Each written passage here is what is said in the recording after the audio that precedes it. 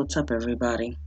Today we are talking about narcissist, specifically in the form of relationships. So, welcome back. Another episode of Let's Talk. And today I want to dedicate this video to a special person. I got a request from a very close friend, my best friend, in fact, T. And she kind of wanted to shed light on a specific type of person. So, a narcissist. For those of you who don't know what a narcissist is a person that's basically kind of a self-centered, sadistic type of person who likes to harm others emotionally and manipulate them into somewhat feeling worthless and unnecessary unless they are with them, as well as making that person feel like they need to be with that narcissist. I'll get into the explanations in a minute, but let's first start off by I'm going to read a note that kind of explains a little bit of her situation. So, here goes. Read. I wanted to ask you for a bit of advice and also to shed a bit of light on a personality type that I am just discovering. About 2 months ago, I got out of a very toxic relationship with a narcissist. I didn't discover this until it had all ended, but this guy had me totally convinced that he and I had a future. At the end of 2017, I was healing from a long-term relationship. I had begun to refocus my energies on my future and myself, and I was in a bit of a depression. And singing was always my outlet and a thing I wanted to pursue as a career. I found an app and a community of people like me, and my life had been changed. Around September, this guy commented on one of my songs, and then the relationship, quote unquote, began. After my last one, I wanted to take things slow. I didn't want to jump into anything or to jump to any conclusions, nor did I want to make a fool of myself. Fast forward to April, around the time it ended, I allowed myself to fall in love because this guy was a smooth talker. He got into my head, and with all the promises and acts of love, I got a message from another chick. And she was telling me that my man was married and that she and him had been dating around the same time that me and him were dating. All around this time, he kept telling me he was in love with me and all of these things. So at this point, I feel used, but I am healing. And I need people to know that this type of person exists. So, T, thank you once again for coming to me and asking of me to shed light on this situation as well as bearing your soul. You're very brave to do so. So, of course, I went to my good old friend Google, and the Google told me that there are 4 basic phases of a narcissist or a narcissistic relationship. And it starts off with the love phase. So during this love phase, the narcissist is just kind of bombing you with all these romantic, loving comments, etc. It's pretty intense. It's an intense cloud of love, quote unquote. I use my air quotes. But it's an intense cloud of love that they're basically building you up. They're gassing you up. They're giving you all this feeling of, oh, he or she loves me. He or she is mine. We're gonna be together. We're gonna get married. We're gonna have a life. Yada yada yada. And all the while, they're just kind of, as far as the narcissist goes, to explain the first phase, they want to be portrayed as this wonderful, awesome, stand-up, go-to type of person. They want people to admire them. They want to be looked at as this great example. So that's kind of what the love bombing is. It's all smoke and mirrors. It's an illusion. It's them building themselves up through you, through your eyes, through your opinions. And that's very dangerous because, one, it's not real at all. But two, they're building you up to have a really hard fall. So that kind of brings me to the second stage, the devaluing stage.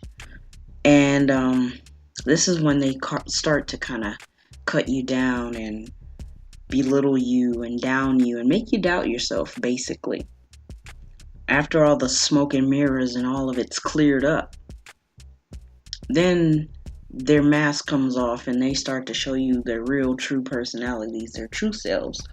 The verbally abusive or physically abusive, the jealous or nagging or just mean person that they truly are.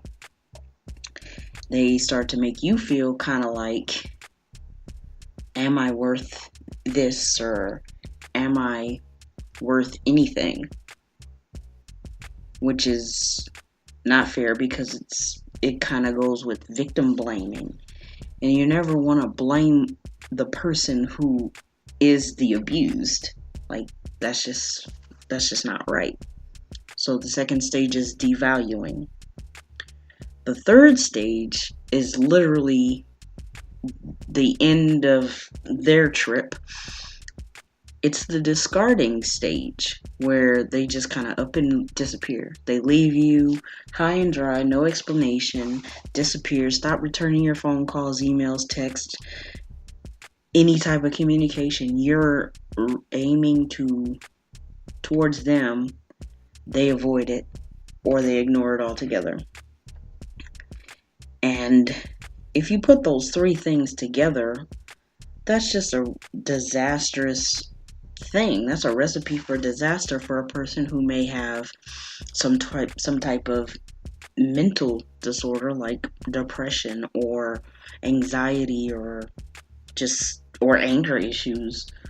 Like, if a person deals with a narcissist, if this sounds familiar, if this sounds like someone you know, they need help. Get them help. If you're in a relationship with them, run far away because you deserve way better than that. And that's not something you want to keep putting yourself through. Last and final, the fourth stage. The fourth stage is for the victim. It's the recovery stage. It's where you're left to pick up the pieces of your life and kind of start over again and remold and reshape yourself and come to terms with what happened. You're going to beat yourself up. You're going to blame yourself. You're going to say, man, I was this. I was stupid. I was naive. How could I'm smart. How could I fall for this? Or, what type of voodoo spell was I under? You're going to ask yourself a lot of questions. Remember, at the end of the day, it's not your fault. You cannot blame yourself. You are the victim. You were the one that was taken for this ride, this roller coaster ride that you didn't sign up for. So understand that that's the basic part of being in a relationship with a narcissist. And once you realize you are there, again, go, run, far away. Do not even try. Because sometimes as people, we feel like we can change someone, especially if we're good at, persuasion or manipulation ourselves or whatever have you. We feel like we can change other people. At the end of the day, people aren't going to change because you made or forced them or encouraged them to. They're going to change because they want it to change. So, at any rate, you cannot change a person. You can convince, you can persuade, but you cannot change a person. So, in a nutshell, narcissists are emotional leeches. They're in a relationship to basically suck the life out of you. Okay? Just know that. They build you up. They give you false self-confidence. And once they're sure that their target is in love with them, they begin to reveal their real selves. They take off that mask. It could be gradual. It could be instantly. You never know. Depending on the person you're dealing with, they're going to take their mask off, though. At the end of it all, they're going to remove it because it's a part of the process. And based on the research that I've done, the process is literally the same with every one of them. The only difference is it may take a week for this person, it may take a year for the next person. But once they get to that next step, that's the next step. It's always in that order. Yeah. So they switch on you. They suddenly become invisible or distant or even silent. And they break their promises. When they're doing this, you guys realize that they have become bored or they've found someone else to start this whole cycle again with. So be mindful. This is all a game. This is a big old mental game for them. And they enjoy the misery of others. They feed off the misery. And what they need, honestly, is to fill a void. Because they're emotionless and they don't really have souls. So their whole idea here is to fill a void and to kind of self-soothe themselves by someone else being so in love with them or feeling that they're such a good catch or a good person or whatever. So beware of the narcissist, and if you do know one or if you're with one, I suggest you move far away from them, because honestly, they can't be helped or saved or fixed. It just is what it is at this point. And they just play this vicious game, and that's just all they have to offer. So that's the end of this one. I want to thank you for tuning in and sticking through this whole video with me. I understand I've been kind of rambly, but sometimes certain things are on my mind and I need to get them off my chest. So, with that being said, I hope you guys have a wonderful day. I Thank you. I hope you join me on the next one. Until next time, guys.